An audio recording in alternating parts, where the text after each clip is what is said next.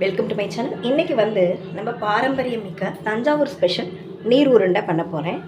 இது வந்து இட்லி அரிசி நான் ஊற வச்சுருக்கேன். நீங்கள் சாப்பாட்டுக்கு யூஸ் பண்ணுற அரிசி அதையும் நீங்கள் யூஸ் பண்ணிக்கலாம். அதே சமயம் பச்சை அரிசியாக இருந்தாலும் ஓகே. ஆனால் இந்த அரிசி வந்து இன்னும் கொஞ்சம் சாஃப்டாக டேஸ்ட்டாக இருக்கும். அதனால் நான் வந்து இட்லி அரிசி ஊற வச்சுருக்கேன் 1 டம்ளர் அளவுக்கு. இதை நம்ம தண்ணியை வடிச்சிட்டு மிக்சியில் இப்போ சேர்த்துக்கலாம். சுத்தமாக தண்ணி இல்லை, கொஞ்சமாக லைட்டாக அரைக்கிறதுக்கு தான் இருக்குது. இதில் பார்த்தா தெரியும். இதுக்கு தேவையான உப்பு சேர்த்துக்கிறேன். லைட்டாக ஒரு தடவை இதை மிக்சியை கிரைண்ட் பண்ணிவிட்டு கொண்டு வரேன். லேசாக அரைச்சிட்டு கொண்டு வந்திருக்கேன். இப்போ இது கூட தேங்காய் போட்டுக்கிறேன். நான் 1 டம்ளர் அரிசி எடுத்துட்டோம் அப்படின்னா ஒரு திருகின தேங்காய் ஒரு 1/2 டம்ளர் அளவுக்காவது நீங்கள் போட்டுனீங்களா தான் டேஸ்ட்டாக இருக்கும்.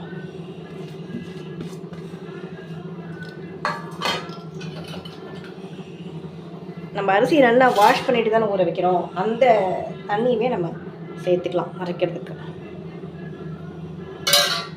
குறப்பாக அரைச்சா போதும், நைஸாக அரைக்க வேண்டாம்.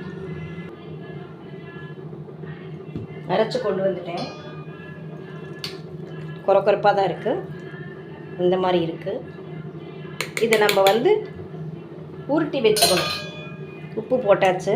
இந்த பார்த்திங்களா, இந்த மாதிரி உருட்ட வரணும். அதுக்கு தான் நான் வந்து தண்ணி இல்லாமல் அரைச்சிக்க சொன்னேன். இந்த மாதிரி உருட்டி நம்ம அப்படியே தண்ணிக்குள்ளே போட போகிறோம் வேகிற தண்ணியில்.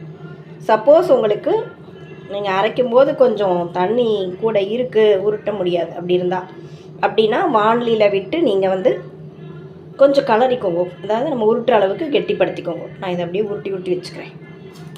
பார்த்தீங்களா, இந்த மாதிரி.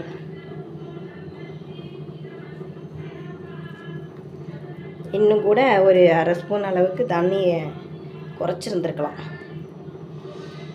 ஒன்றும் பிரச்சனை இல்லை. அந்த மாதிரி இருந்தது அப்படின்னா நீங்கள் வந்து வெறும் வாணலியில் லைட்டாக ஹீட் பண்ணி ஒரு கலர்னிங்கனாலே போதும். இந்த மாதிரி எல்லாத்தையுமே உருட்டிக்கலாம்.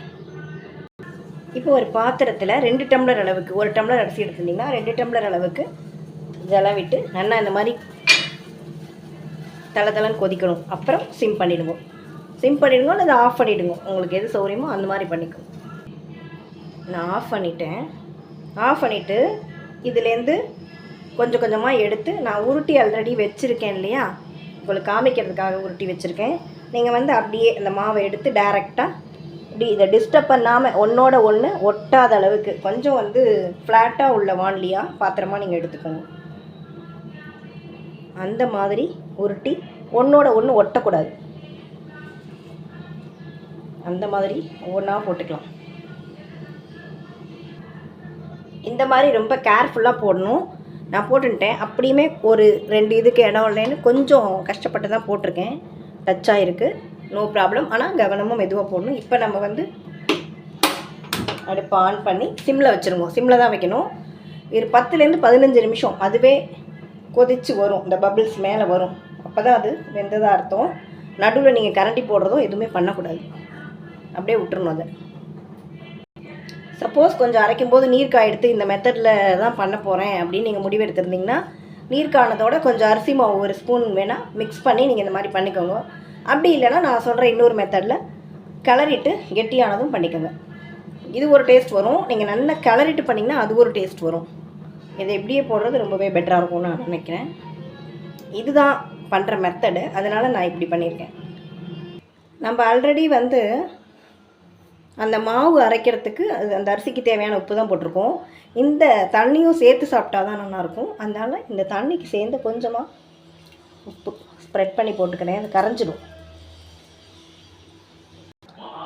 ஒரு 10 நிமிஷம் கொதிச்சதுக்கப்புறம் நீங்கள் இந்த கரண்டி இருக்கு இல்லையா, பின் வழியாக இப்படி திருப்பி விட்டுக்கோங்க. கொஞ்சம் இந்த மாதிரிலாம் உடையத்தான் உடையும். ஏன்னா நம்ம பச்சை மாவு போட்டுப்போம் இல்லையா, அதனால் மெதுவாக திருப்பி விட்டுக்கோங்க. ரொம்ப திருப்ப வேண்டாம், போட்டு கலரக்கூடாது, உடஞ்சிரும். ஏன்னா இன்னும் ஒரு 5 நிமிஷம் இருக்கணும்.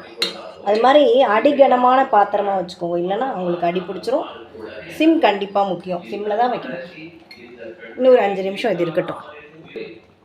மிக்சியை அலம்பி அந்த ஜலம் இருந்தாலும் இதில் விட்டுக்கலாம் நீங்கள். அதாவது இது போடும்போதே ஆல்மோஸ்ட் ரெடி ஆகிடுது. இந்த இதுவும் கெட்டி ஆகிடுது பாருங்கள். அவ்வளோதான், நம்மளுடைய டேஸ்டியான பாரம்பரியமான நீர் உருண்டை ரெடி ஆகிடுது. இந்த மாதிரி லிக்விடாக கொஞ்சம் போட்டு அது கூட சாப்பிட்ணும். இதுக்கு பெஸ்ட் காம்பினேஷன் எப்படின்னா ஒரு கார சட்னி நீங்கள் ரெடி பண்ணிட்டீங்கன்னா சூப்பராக இருக்கும்.